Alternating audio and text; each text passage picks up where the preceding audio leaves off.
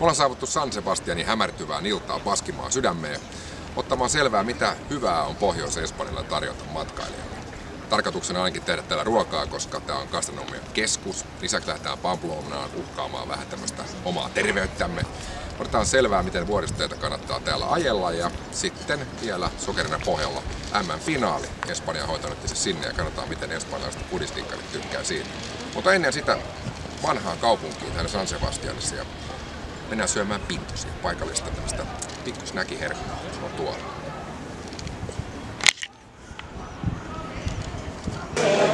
Vanha kaupunki on tämmöisiä kivoja pintospaikkoja täynnä ja tää näyttää oikein mukavalta, eikö sisällä vaan.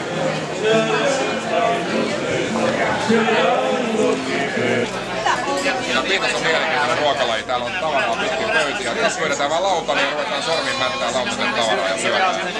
Otetaan vähän juotavaa kyllä.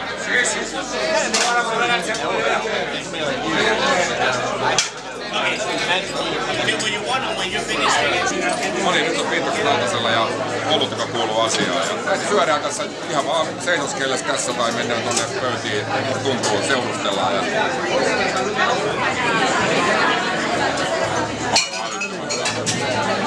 rapumessa.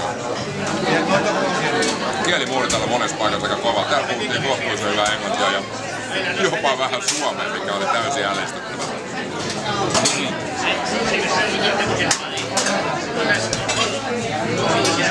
Seuraavaksi mustekala.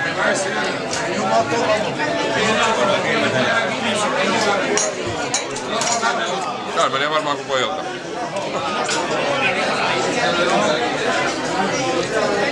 Gin.